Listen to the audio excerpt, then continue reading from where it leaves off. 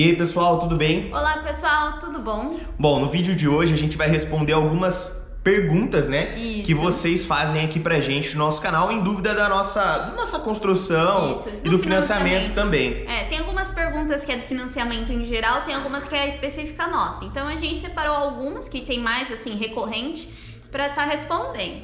Vamos lá, eu vou fazer as perguntas. A gente vai revezando. Então vamos lá. A Michelle perguntou, qual o tamanho do terreno e da casa de vocês? Bom, gente, o nosso terreno, ele é um terreno de 12 por 25, 12 de frente e 25 de fundo, totalizando 300 metros quadrados. E a nossa construção é 153 metros quadrados, né? Contando com a garagem e sem a área gourmet. Isso. E a gente já falou bastante vezes que a gente não colocou a área gourmet aqui no nosso projeto por conta da questão financeira, né? Que a gente não sabia se ia dar para construir. Ia ter dinheiro, né, para construir tudo, porque o que você coloca no projeto você tem que entregar para a caixa. Isso. E como o orçamento nosso já estava, né, que no limite, a gente optou em deixar a área gourmet de fora e construir depois que já entregou tudo para a caixa, e a gente vê de fazer isso aí. Vamos lá, a Ju Cristo perguntou, qual é o valor do financiamento de vocês? Bom, gente, esse valor do financiamento é bem complicado, mas vou detalhar para vocês. O nosso valor do nosso financiamento, quando a gente colocou no simulação da Caixa, né, e assinou o contrato, foi de 350 mil reais. Porém, a nossa entrada do nosso terreno foi de 120 mil, que a gente já tinha o terreno. Terreno próprio. E eu tinha 20 mil reais de FGTS, ou seja, a gente já deu de entrada praticamente, o capital próprio nosso, 140 mil, restando apenas a dívida nossa, né, que a gente tem que pagar para a Caixa das parcelas, vai ser de 210. Isso. Aí, gente, eu não anotei aqui, mas eu lembro que tinha uma outra questão que uma pessoa perguntou, que, assim, sempre a Caixa dá 80% e 20% é sempre capital próprio. No nosso caso, assim, é um pouquinho complicado, porque, assim, a gente já deu a entrada que supriu esses 20%. Então, os 80% realmente já era para construir, só para construir, mas ainda E como a nossa casa era um pouco maior, a gente queria já financiar mais, a gente aumentou o valor do financiamento para consequentemente ter mais dinheiro em mãos da Caixa financiado para construir a casa inteira, porque querendo ou não, nossa casa é 153 metros quadrados de construção. E como a gente já tinha 20 mil de FGTS, o terreno já dava 120, a gente não financiou o terreno também, né? Então a gente preferiu pegar mais dinheiro para... A gente pegou o máximo que a gente conseguiu. É igual, tem gente que às vezes fala, eu posso pegar X? Não. É tudo com tem um base limite de renda, entrada, então a gente financiou a nossa dívida 210, a parcela coube dentro da renda, né, de 210 mil, e a gente, então, o nosso financiamento é 350, sendo que a gente está devendo para a Caixa 210, 120 foi a entrada do terreno e 20 mil reais tinha de FGTS. Vamos lá, a Loerhana perguntou, foi Minha Casa Minha Vida ou outro tipo de financiamento? Bom, pessoal, esse aí, o nosso foi o SBPE. Por quê? O Minha Casa Minha Vida na nossa cidade tem um limite, ele tem limite tanto de renda, então a nossa renda não se enquadrava no Minha Casa Minha Vida, e também tem um limite de valor para financiamento. O valor de financiamento do Minha Casa Minha Vida é 180 mil reais ou imóvel. Como o nosso terreno já custava 120, por conta de juros e tudo mais, a gente queria construir uma casa maior já. Na verdade, eu acho que nem daria, né? Porque igual 120 ia restar aí 60 mil reais para construir. Não constrói nada. Então, a gente, como a renda também já não se enquadrava, a gente preferiu pegar mais dinheiro e fazer pelo SBP, que dá uma diferença ali na taxa de juros, né? Uma porcentagem até que expressiva, né? Mas a gente, então, nosso não é Minha Casa Minha Vida, tá? É SBP, mas não deixa de ser um financiamento Caixa. Construção com cronograma, que é a mesma coisa do Minha Casa Minha Vida. O Minha Casa Minha Vida, o que muda? Teto de financiamento, teto de salário e a porcentagem dos juros, que é um pouco menor, mas a forma de você entregar e de construir é a mesma. É a mesma. E tem um subsídio, né? Que Minha Casa Minha Vida tem um subsídio que do governo. Você tem um subsídio do governo. Acho que tem gente que consegue 10, 15 mil reais. Só que assim, hoje, aqui, pelo menos na nossa cidade, você já não constrói. Você não consegue Minha Casa Minha Vida, porque pelo valor que tá o material, e pelos valores que estão no terreno, com 180 mil você não compra terreno e constrói casa, a gente não tá dando. Infelizmente, né? Vamos lá. Ariane Souza perguntou: gostaria de saber quanto tempo tem a obra de vocês? Gente, a nossa obra ela foi dividida em 9 etapas. A gente começou né, em fevereiro, praticamente, quando a gente assinou o contrato, e a gente tem que entregar ela até outubro, sendo que em setembro ela tem que estar finalizada e construída, tá? A última etapa é em setembro. A última etapa, ela tem que sempre que ser, assim, uns 5%, porque, assim, você só vai receber depois que tirar o habite, pagar INSS, tudo. Então, Exato. demora. Demora um pouquinho. Então, a nossa última vistoria é em setembro, para que ela esteja... A última vistoria nossa é em outubro. É outubro, né? Verdade. Isso, outubro. Então, a gente tem 9 meses aí, 9 etapas aí de construção. Uhum. O Luciano Freitas perguntou: o valor da mão de obra fica fora desse financiamento? Não, a valor da mão de obra, o que você pega da Caixa, pessoal, exemplo, a gente pegou 210 mil reais da Caixa. Então, esses 210 mil é para comprar material, acabamento, etc. e mão de obra. Então, você tem que entregar a casa pronta, tá? Então, mão de obra não é a parte, tá dentro desses 210 mil.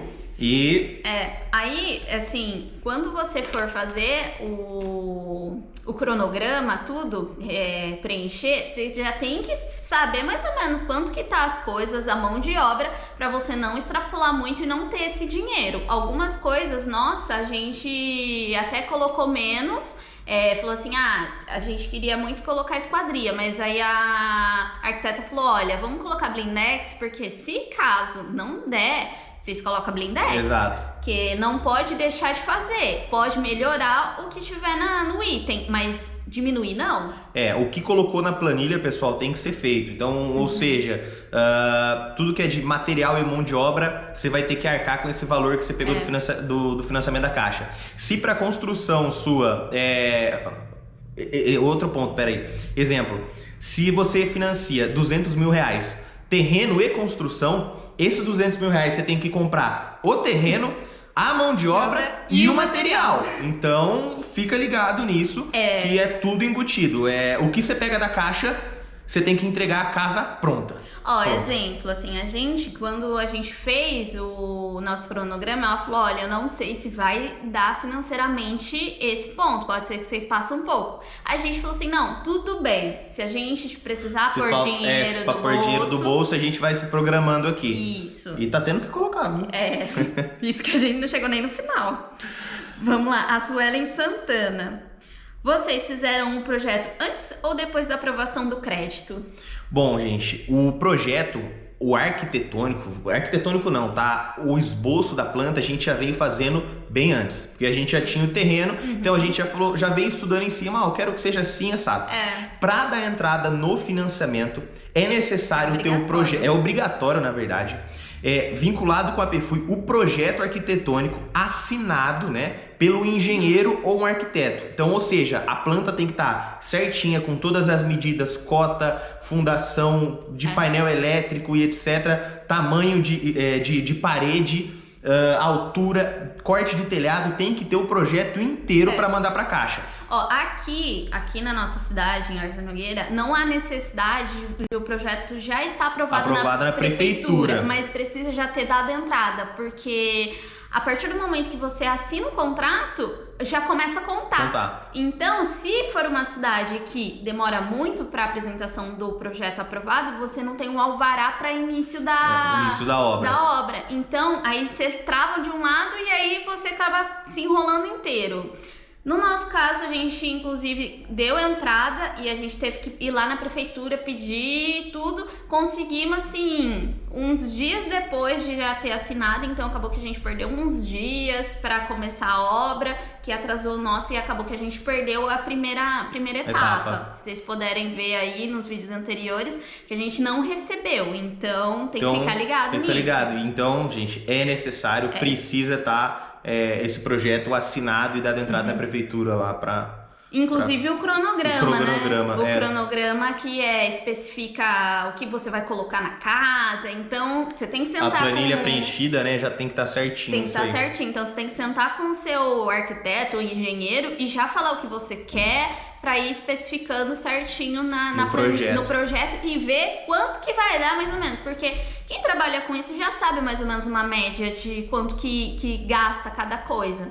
Então, você já consegue ter uma noção se vai dar o seu financiamento ou não. Outra coisa, que teve um que perguntou, que falou, que eu não lembro, não vou saber o nome agora, mas que falou do valor da CUP, que é o valor do metro construído. Que até ele comentou que o nosso valor estava um pouco abaixo. A gente começou a fazer do ano passado. Então, a gente baseou mais ou menos com a média do ano passado. Valor de material. A CUP estava um pouco maior, CUB, né? Na verdade. Estava um pouco maior, mas a engenheira falou assim, não, eu acabei de construir, então vocês vão conseguir construir com esse valor de metro quadrado. Mas não. Atualmente teve esses aumentos, né, pessoal? Então a gente tem que ser atento nisso aí. Então, olhar sempre. Vamos, Leandro Gaspar perguntou sobre a vistoria. Quando inicia a obra, já tem data marcada para acontecer? Como funciona? Gente, aí é o seguinte, a partir da assinatura do contrato, já está valendo o prazo seu com a Caixa. Ou seja, a gente assinou o contrato no dia 15 de fevereiro. 15 de fevereiro já está contando. Então, no próximo dia 15 de março, já é a primeira vistoria. Ou seja, todo dia 15 já é programado as vistorias mensalmente para estar indo na nossa obra. Então, assinou o contrato, corre que seu prazo já tá correndo e para você já fazer isso aí. Primeiro ponto, em alguns casos, o pessoal que já sabe que já vai construir, tem um pouquinho de capital próprio guardado, o que acontece? Depois da vistoria do engenheiro no terreno, você já pode começar a fazer alguma coisa lá, movimentar. Então, o nosso prazo ficou apertado porque eles fizeram a vistoria lá atrás e no nosso condomínio só pode começar a mexer depois que tiver o alvará da prefeitura. Só que se você compra em um lote urbano, não tem tanto problema assim. Pelo menos acho que a fiscalização ela não é tão em cima. Então, antes disso, você já pode começar a mexer no seu... fazer a limpeza. Fazer a limpeza de terreno, etc. Então, assinou o contrato, 15 dias depois já vai ter a primeira vistoria. Só que, antes de assinar... 30 dias. Só que, antes de assinar o contrato, tipo 20 dias mais ou menos antes, tem a vistoria do terreno. Então, depois que fez a vistoria do terreno para mensurar valor e a Caixa dá o ok naquele terreno, ela já vai estar constando no sistema. Caso tenha sido aprovado, você já pode começar a mexer. Aí depois que assinar o contrato, você ganha mais tempo se você começar a mexer antes.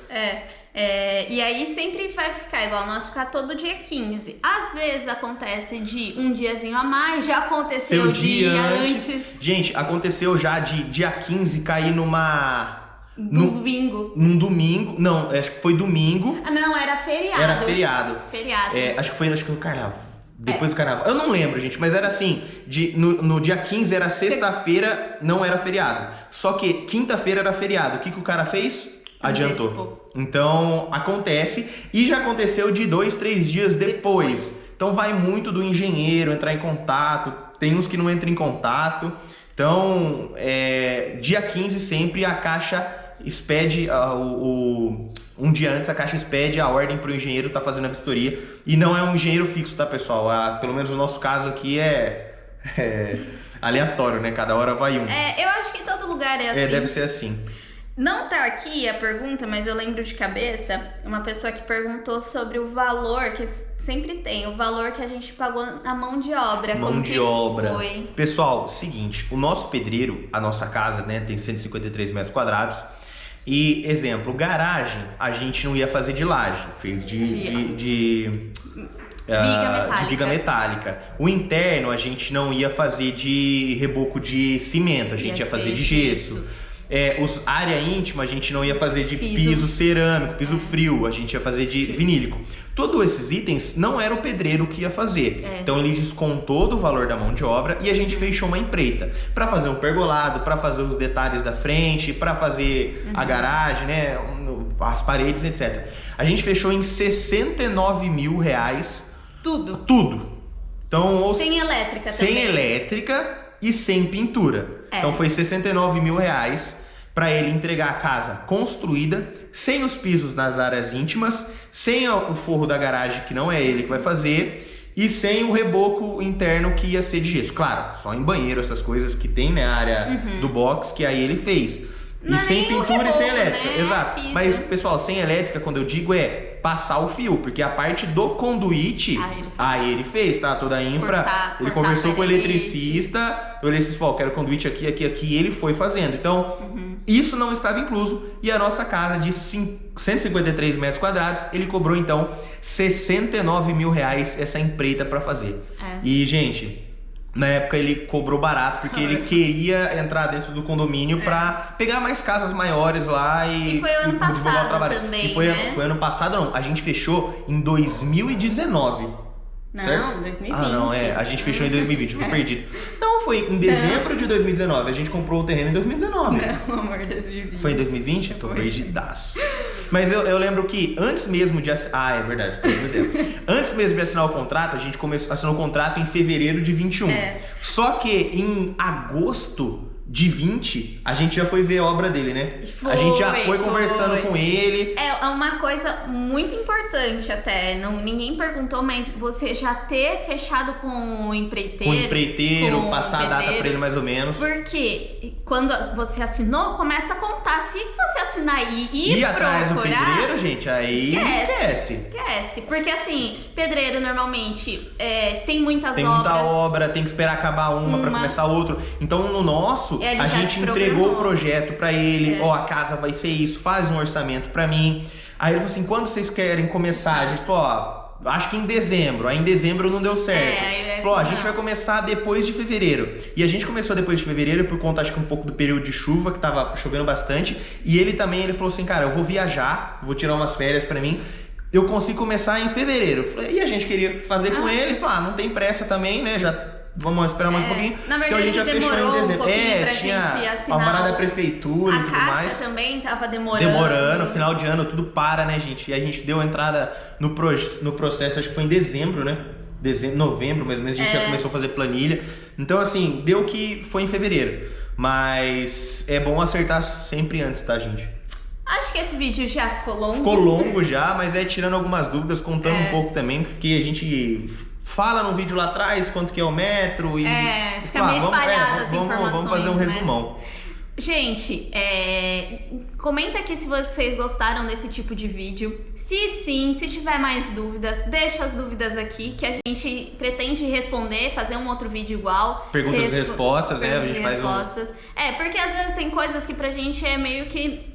acostumou, que é tão normal que a gente já sabe, que às vezes a gente não sabe qual é a dúvida de vocês. Então, é bom deixar aqui que a gente responde, que a gente faz outro vídeo, explica melhor como que é. E eu espero que vocês tenham gostado, né? Então não deixe de curtir esse vídeo. Se você não é inscrito no canal, se inscreve aí, que tá vindo bastante conteúdo. E até o próximo vídeo.